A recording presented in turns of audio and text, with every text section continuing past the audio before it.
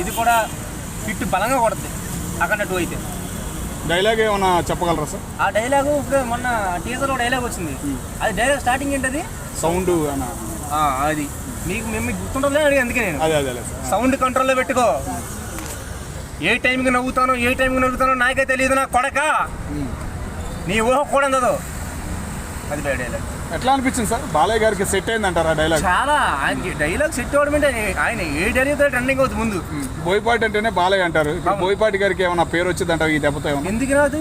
ఆయన బోయపాటి గారు సింహ తీశారు, లెజెండ్ తీశారు, ఇప్పుడు అఖండ తీశారు. ఆయన ఎందుకు పేరు రాదు? దీని గురించి కంపల్సరీ ఆయనకి మంచి బెనిఫిట్ ఉంది సినిమా వల్ల. ఆయన కూడా ఇంకా చాలా పెద్ద ఛాన్సెస్ రావాలని కోరుకుంటున్నారు.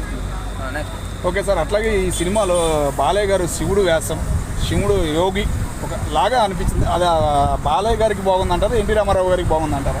ఎన్టీ రామారావు అయినా కానీ బాలయ్య గారు తండ్రే కదా. ఒకప్పుడు ఎన్టీ రామారావు గారు కూడా చేశారు కదా.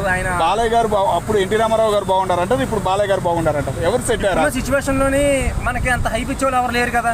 ఎన్టీ రామారావు గారు కాలం చేసిన తర్వాత ఇప్పుడు బాలయ్య బాబు గారు ఆ ప్లేస్ని చేస్తున్నారు. కరెక్ట్గా ఉంది, చాలా బాగుంది అయింది. ఓకే సార్, ఇప్పుడు ఉన్న సినీ ఫీల్డ్లో ఆ ఏజ్లో చిరంజీవి గారు ఉన్నారు, బాలయ్య గారు ఉన్నారు, నాగార్జున గారు ఉన్నారు.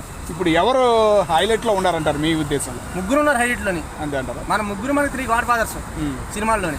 మన ముగ్గురిని ఎంకరేజ్ చేస్తాం, మన తెలుగులు కాబట్టి కంపల్సరీ చేస్తాం. ముగ్గురిని తక్కువ చేయడం లేదు.